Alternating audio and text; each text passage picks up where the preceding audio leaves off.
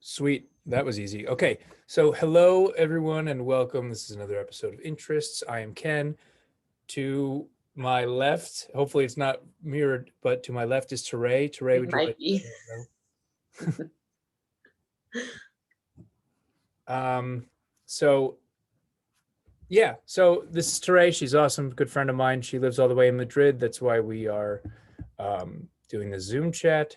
So, Tuere, if you would like to give your first interest, tell us a bit about it, and then we'll talk about it. Okay, so my first interest that I'm going to talk about is food. Um, I thought of this interest because when I'm teaching my children English, I always like my go-to when I'm super bored or when I feel like, oh my God, I can't do this anymore, is I always talk to them about food. um, just because it's so easy. It's something everyone can connect with. I ask them what their favorite food is. I tell them different things that I've heard about it or that I've learned, how I like to make it, how their parents like to make it. And I think that, I don't know, there's just a lot of, it's really a connecting thing, food, from the way that we eat it to the way that we make it. I don't know. I like it. I think it's quite beautiful. Yeah, that's pretty awesome. So Hmm. um, do you are you an English teacher in Madrid? I am. I'm an English teacher and I also do art on the side. I'm trying to move away from teaching, not because it's the worst thing in the world, but just because I have a lot of other passions and things that I want to focus on, I Mm. think. Which we'll get to later in the show. Hoo, get it? Yes. So when you have these conversations, are they in English with the students? Yes, they are in English. I practice with them, like using English to describe everything from food, obviously, which is one of my favorite things, to animals, to art. With my older students, we can speak about more, or we can talk about topics with a bit more complexity. Mhm. So, yeah, I have all different kinds of conversations all day. Okay. What's Mhm. um what's one of the best conversations you had with a kid regarding food? Ooh, regarding food. I think when I talked about how she makes this very traditional, I think she was from Venezuela, but she makes like a very traditional dish with her grandma Oh, where nice. they use like a banana leaf and everything. And she was like, she had a really interesting food background to me. And she obviously had tried a lot of different beautiful recipes. So it was really inspiring, really cool to talk with her. Hmm. Nice. Hmm. Cool. So that's food in your current workplace. Are you thinking about food in a future workplace setting? Ooh, I don't know. So I am going to try to start selling some of my food to my friends because it's something that I enjoy doing. And I love giving people things to eat because I don't know, I just feel really happy when I watch people try my food, and if they enjoy it, hopefully. Yeah. If they don't, then I'll go back to the drawing board and start again, try And something never else. invite them over again, by the Yeah, I never invite them over again. Slander their name, way. send them hate mail, all the works. Get all your friends to do it too. I've sent hate mail to Yeah, random people. I'm like, what? You don't like bread? You don't yeah. like to raise Yeah, send a stern letter to their workplace, this? everything. And to their parents questioning their involvement in their raising of such a Yeah. terrible person. Yeah, that's how you Yeah, get definitely. customers. Actually, it's a proven business tactic. Yeah. Shame people But into. I find, I mean, at least I hope usually I'm pretty hard on myself with my cooking.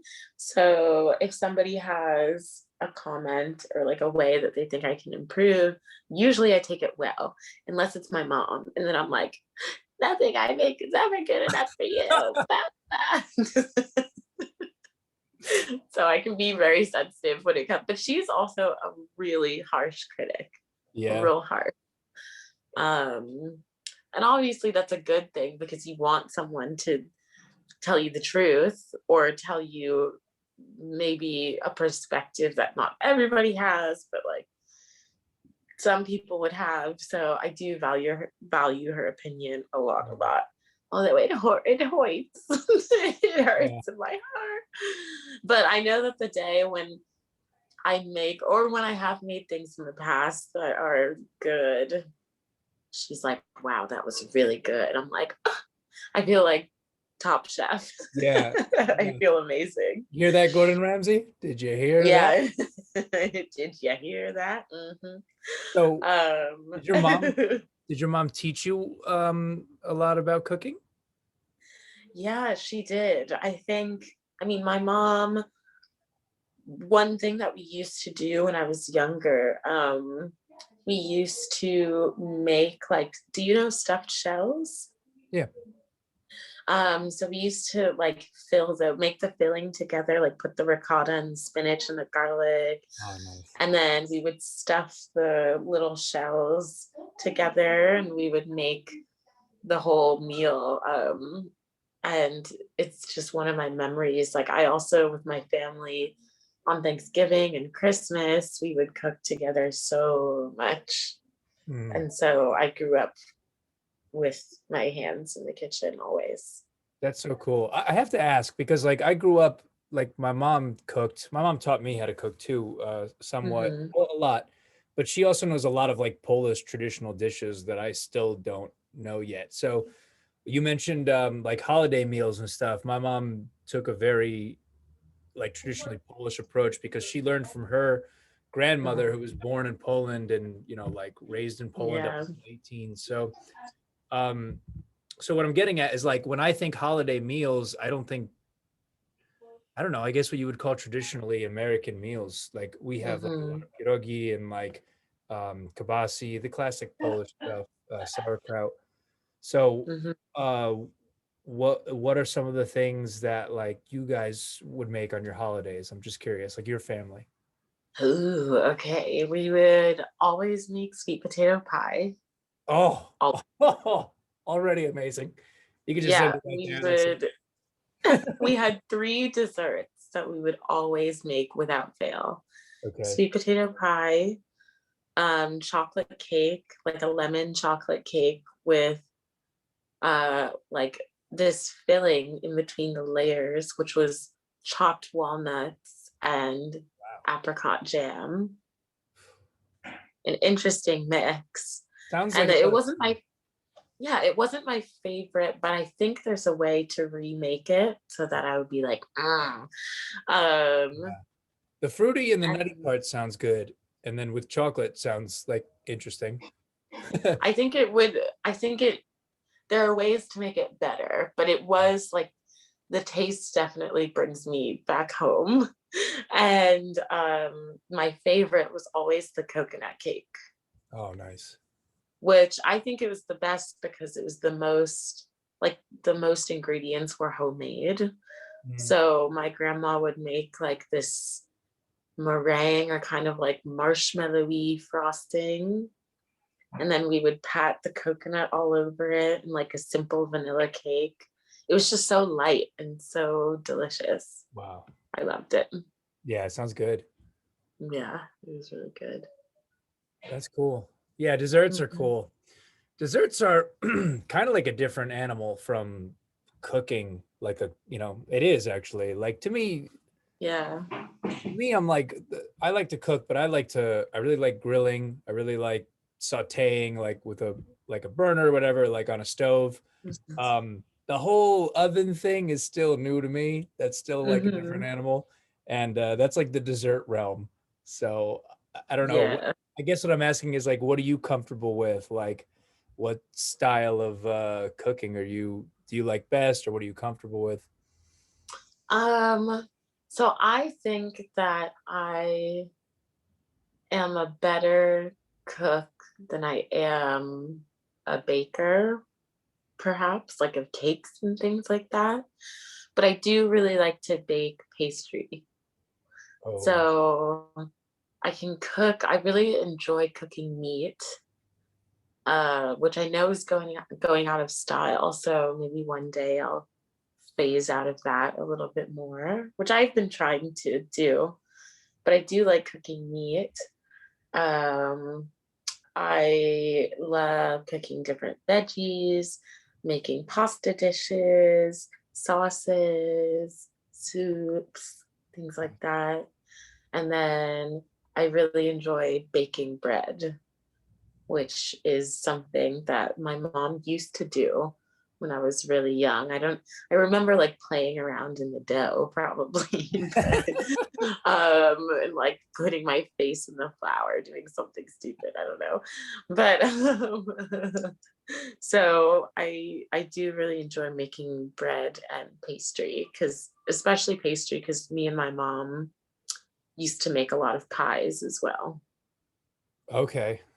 like apple pies. Oh, nice. Which kind of apple Mhm. pie? The one I don't know what the names of them are. I think there's one with like a lattice finish, and then another one with like a Mhm. crumb on top or whatever it's called. So that one is apple crumble, the one with the crumb Okay. on top. It's a crumble, or um it can be a kind of cobbler also. Okay, I've heard of that. But yeah, we would make a pie, so it would have a crust on top in either a lattice form or a whole crust. It Cool. depends. Yeah. Yeah, lattice just looks nice. It just It does look beautiful, yeah, yeah, it does. and it's fun to make. It Tell me a little bit about that. We still have about 5 minutes. I'm curious. I've never made one, so how do you make a lattice finish pie? Also, I just made a weird face. So we gotta cut that out. Okay. I think I could do that. Cut Yeah. that out of the final edit. I think I just made a weird face too, so it's all right. But yeah, I'll try to Okay. cut that out. I put a smiley face over your face for about 3 seconds. Yeah, And just cut it. Just I'll cut out this entire conversation too. No one heard of this. All yeah. right. Just Maybe I'll leave it in okay, because it's really so funny. What? you want me to you'll like zoom in on it. Don't do me like that. No, It's okay. It's okay. You can if you no, want to. no. I'll just make sure that nobody ever sees That's it. true. Oh I'll my like God. bury it deep in the. I'll change my name. I'll I'll be get hanging out plastic like in my house surgery one day and I'll see like the mouse on my computer just move and just start deleting to everything. delete the file. Like, what? No big deal. um, okay, so you want me to tell you about how to make lattice crust? Yeah, I'm curious. Show off your Mhm. expertise a little bit. Ooh. Well, you just start out by rolling a thin layer of pastry, like the dough that you have, and you cut long strips of it. And you start off by I mean, it depends. There are pretty intricate lattice like types that you can do, but usually for a lattice, I'll just do the most simple, which is like you can lay strips over and then you go diagonally. And so it gives that checkerboard effect. If you really want to go all out, you can weave them in between each other. Oh, that is intense. Um, Wow. which, yeah, it's not as hard as it seems. You just like lay the base layer of strips and then you lay the next strip one at a time, lifting up and putting down the pastry. So it's not that difficult, Hmm. but it just depends like what kind of effect you're going for. I Yeah. think something that's a little bit more difficult is braiding breads, like challah breads and everything. there can be like a 6-strand challah bread, which is pretty cool. Wow. See, I don't even think about this stuff. I just think like, oh, food, me hungry, me eat. And like, Yeah. it's so much more, there's so much that goes into it. Ooh, there's a lot of stuff. I remember, um, I think like sometimes I'll get obsessed with a certain kind of food and I'll want to recreate it. And so I'll make it like close to 100 times so that I can get the technique right. Wow. And one of the times that I did that was when I became obsessed with eggs Benedict. And so I worked on getting the sauce right, and I must have made it at least 100 times because it was difficult to get the consistency and the tastes right, Uh-huh. the ratios, and you have to do this special technique where like you have melted butter and egg yolk and you whisk it over. So there's a pot of boiling water, and then you have a bowl that has the egg white, or not the egg white, the egg yolk and the butter, and you whisk it over the boiling water. And it's just tricky because you don't want the water to be too hot, but also if it's too cool, it takes like 15 minutes and your hand gets tired and you have to consistently whisk it. You can't stop for a second Oh, or wow. else it turns into scrambled eggs. Wow. Um, yeah, and then you add in the lemon juice little by little while you're whisking. It's a lot. That sounds like a lot. Yeah. Yeah, but the end product is pretty cool, so that's good. Yeah. Um, I don't, I can't picture what eggs Benedict looks like. So I'm gonna, after this, I'm gonna have to look it up and see. But Yeah, I'll I'll send you a it's too picture. bougie for me. It's too much, it's Ooh, too, bougie. I am uh, bougie. did your, what, like, when you made that 100 times, I almost said in a row. I'm sure it wasn't in a row, but, Mm. what, do you feel pretty comfortable now that like you've done all that? Oh yeah, because I've done it so many times that I know what to look for. Hmm. Of course, sometimes I'll sorry, I don't know if I can Okay. curse. I'll edit that out too.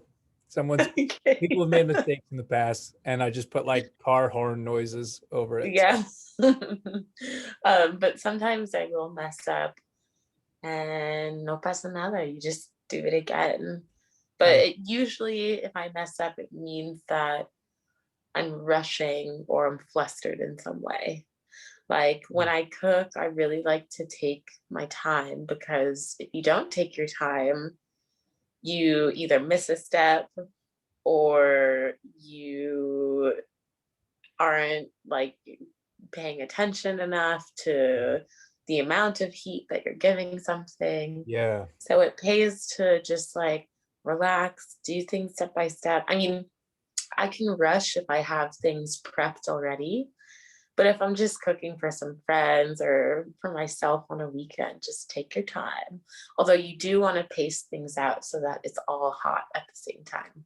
Yes. That's a totally, yeah, that's something that I Mhm. learned. That was like a big thing. It was like, okay, you can cook these three things, but it's like, can you pace it where it all comes out warm? Yeah. Or if you're doing what's that called?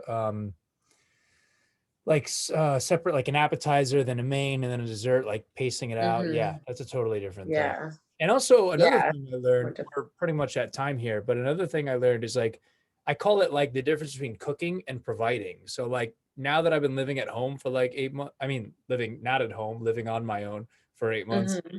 um, is I used to like cook really big meals when I lived at home, but like it's one thing to cook a big meal, it's another thing to consistently cook for yourself. It's like a different Hmm. animal. You know, it's like I'm not making like the most extravagant dish every night for dinner because it's just Yeah. I don't have that. The I don't have, energy. yeah, whatever it is. So it's about our time, Teray, for this little segment. Do you wanna anything you wanna say to wrap it up about la Um, comida? I will say that if you want to look at some fun photos of the things that I cook, you're more than welcome to look at my food page called Tuere's Deli. Okay, is it a website or is it It's on? just an Instagram. Cool. All right, definitely. Yeah, Today's Deli. I like that. I'm putting the plug. Putting the plug. Do it. Click here. Do it. Yeah. Yeah. I'll put a link in the description below. Mhm. All right, cool. This was good, and I'll see you for the next one, which will be in like 2 seconds. Bye Bye. bye.